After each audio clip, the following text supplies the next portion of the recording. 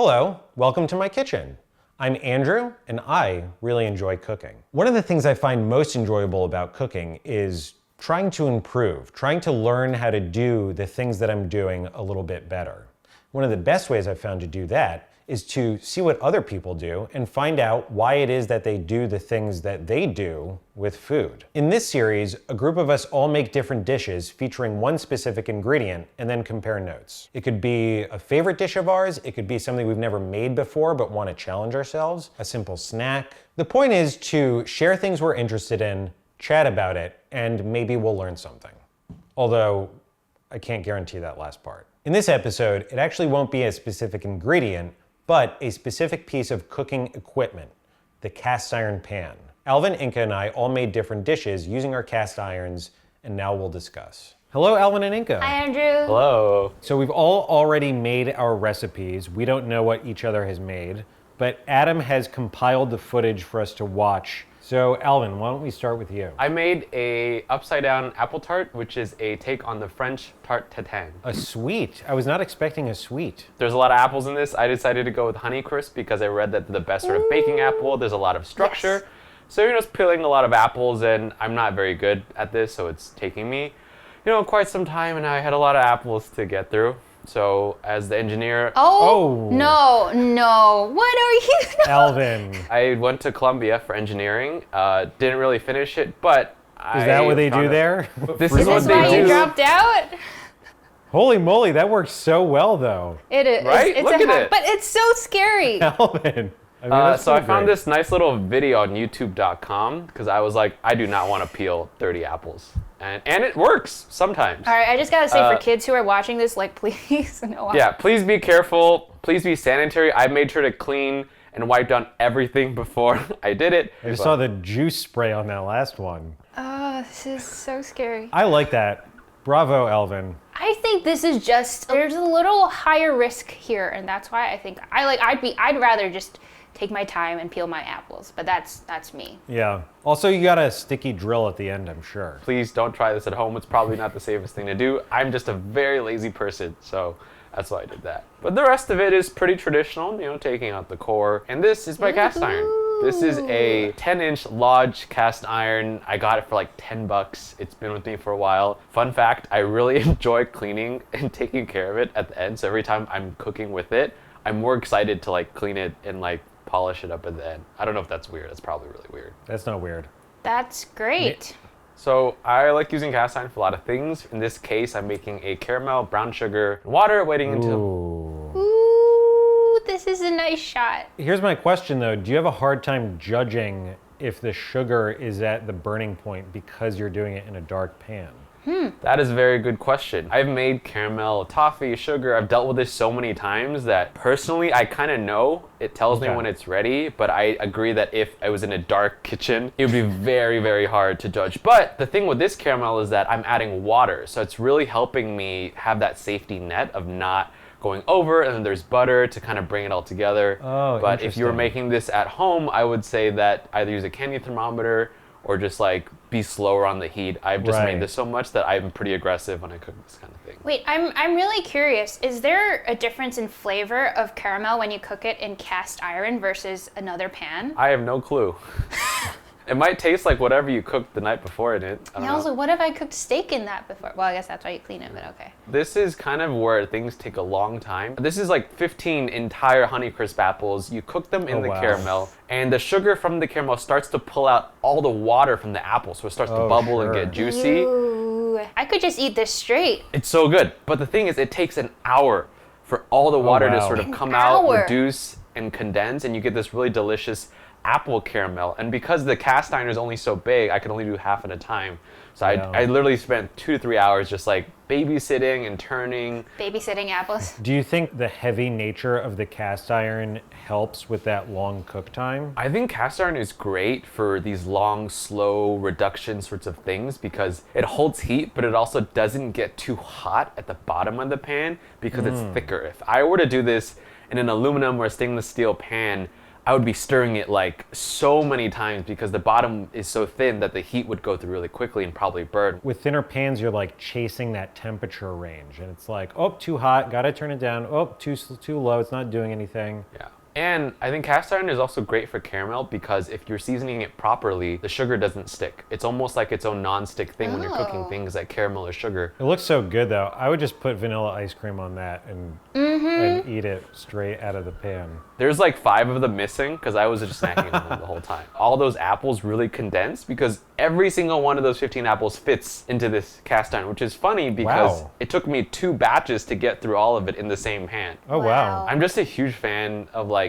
reduced flavors, concentrating, you know, like bubbling down and condensed. So I think I really like this dish because of that. This is some butter puff pastry. I love puff pastry. I don't want to make it, but the butter one is especially good because it's way more delicious. Like they literally say on the front, butter puff pastry. Cutting out a circle to match it, poking out some holes for ventilation. Perfect fit. Yeah, how did you know Perfect fit. that plate would fit perfectly? I took the plate and I put it on top of the cast iron and I found a plate that matched the sort of the edges. I like this sticking the spoon in around the perimeter. That looks very satisfying. It's also important because if you don't do that, the whole thing just kind of spills out and the puff pastry kind of goes everywhere, and I've made mistakes like that before. This also bakes for a very long time. Like I put this in at 375, 400 for like an hour and 15 minutes because the water in the apples is still coming out. It's still reducing and you need the puff pastry to get brown and rise. So I was so scared I was gonna burn it. The funny thing about this dish is that it's technically 5 ingredients. It's apples, sugar, butter, puff pastry, maybe some salt, but the time and the effort is really long. It's a little amount of ingredients, but the preparation takes a long time. Like the rest, I rested this for like an hour and a half so it could cool down, and this was very scary. This is like the moment of truth. Very, very, very nervous. Light was fading, no more time to shoot. I was like, Alvin, come on. Ooh, oh wow. That looks so nice. It's like a showstopper dish, oh my isn't god. It looks incredible. It's like the best part of making this thing is once you reveal it, you're like, ooh, it actually worked. It almost like created its own glaze, you know? Usually we have to glaze it again, but it's just like perfectly shiny. Yeah. Yeah. It's crazy that whole thing is like, it really is kind of just apples. Yeah. Fruit is really incredible. I want to eat it. That looks great. How was the cleanup Thank you. on that pan? I really honestly just scrubbed it out and seasoned it. It was really easy because the water helps sort of take out the sugar. So I really enjoyed cleaning that pan. That sounds so weird. So there you go. That's my apple tart in a cast iron pan. I'm gonna go next. So guys, I made Brussels sprouts. No. And that's pretty much it. It's just Brussels sprouts. No, I chose to do something that I actually make on a very regular basis.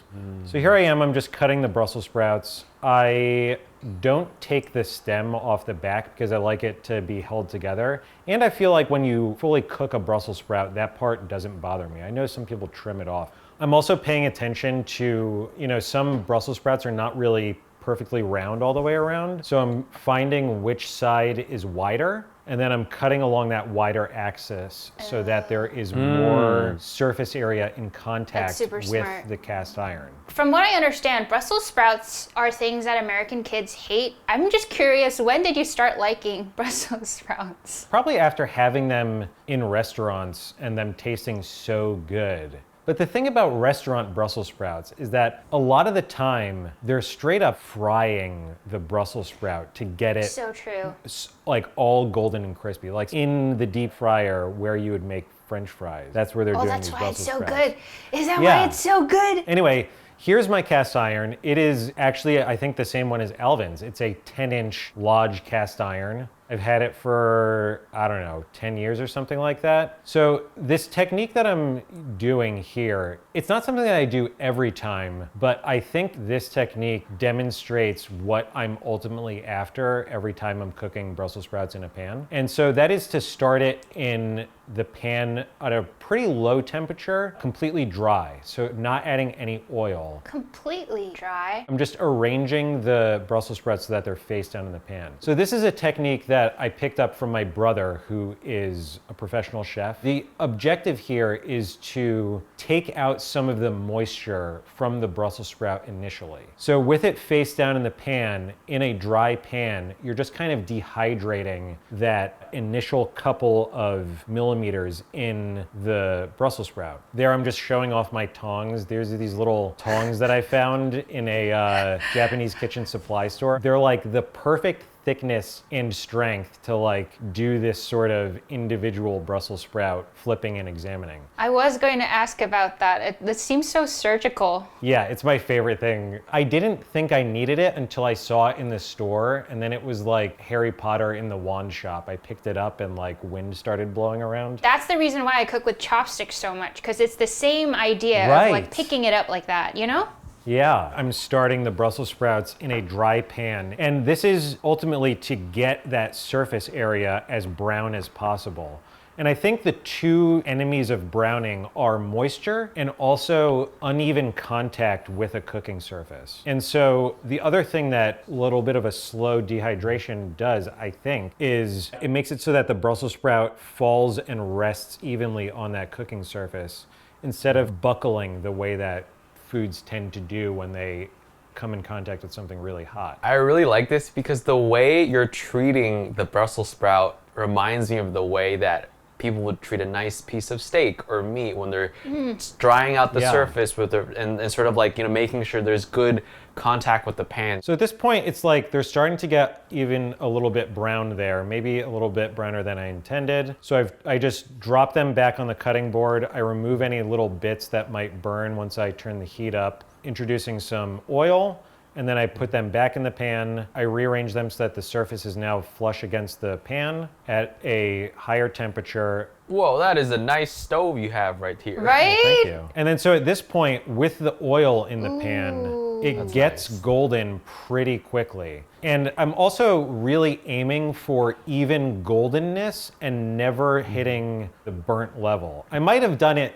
a little bit over in this video because I was trying to manage the camera at the same time as cooking. But you're really, in my opinion, aiming for this deep golden brown where the Brussels sprout itself is getting caramelized. And that's why when I cook it this way, I don't need anything but like salt and some lemon juice. Do you think that the cast iron helps get this sort of even browning that you're looking for?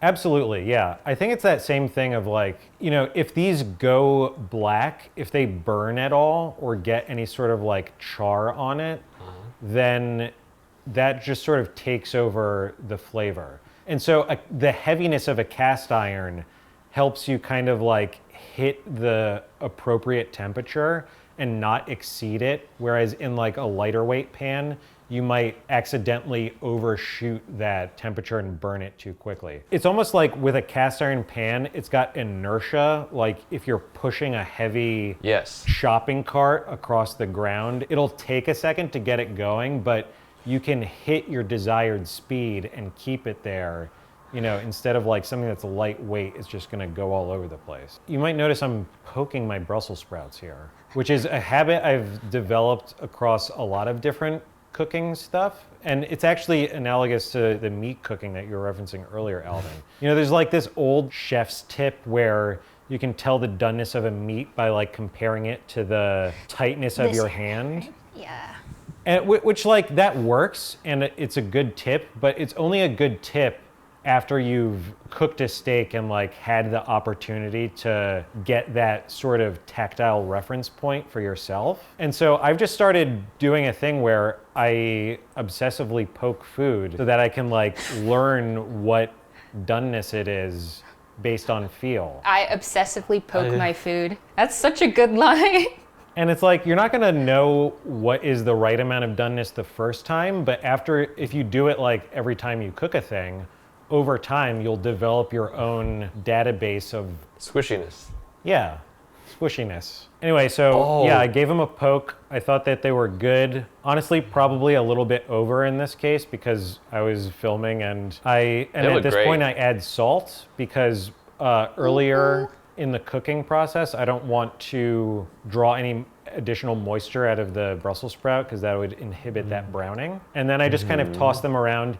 If they weren't fully to the doneness that I like at that point, I might flip them over and let them cook on the other side. And then there are these little bits that end up, the kind of like leaves that separated from the Brussels sprout that end up in the bottom of the pan, that are so crispy and crunchy and are just like the best flavor to me. That with Flavor bits. the little bit of salt in there, it's so good. This is how I like to eat Brussels sprouts, with just salt and lemon juice. And Brussels sprouts with lemon juice is really good. yeah. Yes.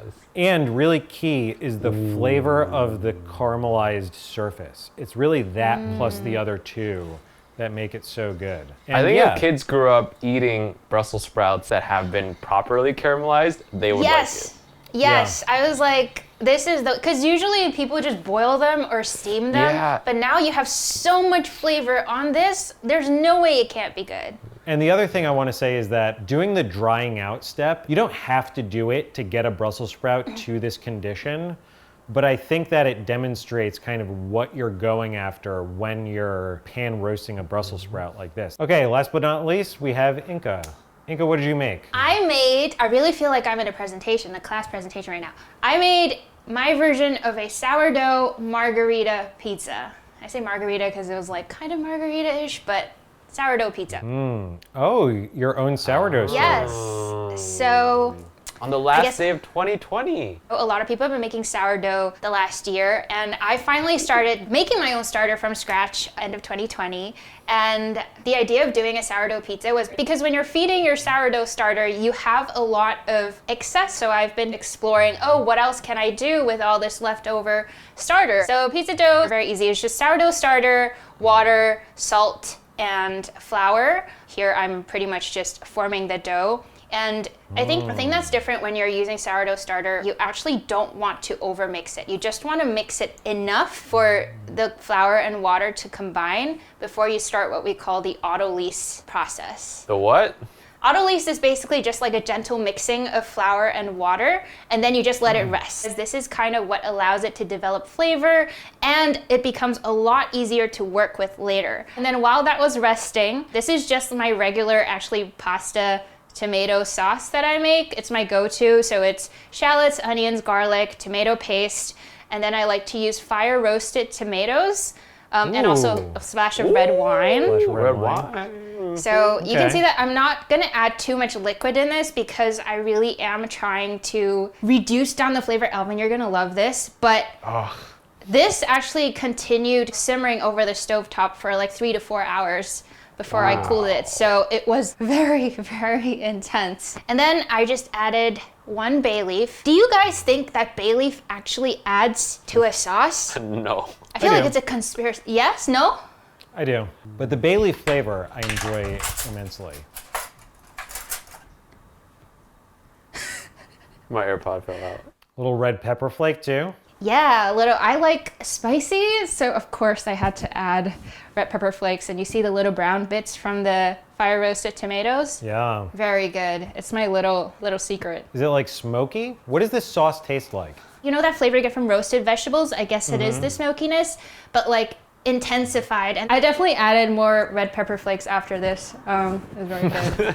So I left that simmering on the stovetop, and then after it was cooled down, I just popped that in the fridge because we won't be using it today. So this is across 2 days. So back to the dough. This is, I think, around half an hour to an hour later. You can see that I didn't even mix that. You see how stretchy it is already? It isn't lumpy or like firm. So what Yeah, I'm doing wow. now is kind of starting the bulk fermentation process, and I'm doing stretch and folds. This is to help kind of make sure that the dough is like really hydrated throughout, and also to give it strength. This is the technique that I learned from my sourdough bread making process. I think it's very therapeutic. You just like pull it up, stretch it over, pull it up, stretch it over. And I did this like 4 times in 30-minute intervals. It gets stretchier throughout and smoother. Basically, it starts not tearing. That's Wow. so satisfying. It looks very Right? satisfying, yeah. I've always wanted to do that, but I've never had, I don't know, I've just never had the courage to make bread. It's really fun. I think it's so rewarding because it really is something where you don't know what you're gonna get. But what you guys were saying earlier about the touching the food and how it feels, I feel like because I've started working with dough so much, you really kind of have a sense of where it's gonna go and like when it's right. It's all very fun. Next step was really to, same day, to split it, put it in the containers, and then I stored that in the fridge overnight. Day 2, I took the dough out from the fridge. So at this point, right, because it rested in the fridge, the dough is a lot harder to work with. So basically I just took the dough out, let it rest on the counter for 30 minutes, then I shaped it into a ball, and then I covered it with just like a kitchen towel and let it proof for 30 minutes. And then this is my cast iron. I feel like I'm not as well versed in cast iron as the two of you. So I got this cast iron as a gift. I only started using it like a month or 2 months ago. I tried to season it. You know, at this point, I think I've only made like 10 things with it. I've always been very intimidated. After I started making things with cast iron, I've become like, I don't know, I believe in cast irons now. Do you know what I mean? Yeah. Like, I feel like, yes, the maintenance is hard, but it's worth it. Yeah. My cast iron pan is actually also enameled on the outside, so I don't know if that like makes a difference. Right, yeah, that should protect the outside from rust and corrosion. Also, people make such a big deal about cast irons, and it's such a like, it's a cooking pan. Anybody can cast iron. It's a huge piece of metal, you know, like you can use soap on it. It's totally cool. I use soap on mine. We'll get to that. Yeah, Oh, exactly. Whoa, Yeah. okay. What? I thought that was like, you guys have no idea. I like literally read so many articles on like how to maintain your cast iron. I was like, do not let soap touch this. Basically, after I showed you that shot, I put it over my stovetop over medium-high heat and just let it get really hot. So it's almost like a pizza stone, you know? I was just about to say that, yeah. Here I am just lightly touching my pizza dough, spreading it out. So this pizza, you actually start baking it on the stovetop first before you put it in the oven. And you can see in this shot, you can see the dough the edges. rising. Yes, Right. so that's all that like the little bubbles you saw just now in the dough. Shredded mozzarella, fresh mozzarella. Yeah, I see 2 cheeses happening here. Yes. Oh, pepperoni. And pepperoni. I love Some big pepperoni pepperoni. pizza. Oh, I lied about margarita pizza. It was a pepperoni pizza. I'm so sorry. Do we have to redo that? No, that's funny. It's only the broiler, so it's basically Gotcha. to finish off the toppings, make sure it's melted. I Oh think my that's god, why. I can smell this pizza right now. This looks so good. It smells so good. I Is that, added do you black put pepper. pepper? Oh yeah. I added black pepper. I drizzled on some honey. Honey? Yes. Yep, which is Oh, like yeah. Roberta's, what they do here in this pizzeria here in New York City. Right. It looks incredible. And you see how Wow. like poofy the sides are? Yeah. That's all natural. That's the starter. So is this your first time making a pizza like this? It's the second time. The first time was when I kind of really experimented with the dough. I just wanted to see. I had some leftover stuff and I just threw it on there. But I was Yeah. really surprised by how it came out. So this was kind of me taking it seriously. Wow. I think it's really cool how like for all of our recipes we utilize the functions of like how a cast iron you can do things on a stove, but you can also put it in the oven, and I think that's one of the Right. best things about what a cast iron can do. Okay, so there was our cast iron video. We had my Brussels sprouts, Inga's sourdough pizza, Alvin's Tart to tan. Well, we could just have dinner party right now. Yeah, we For have real. a full meal. If you have any suggestions on what we should make in the future, let us know. And for now, that's the video.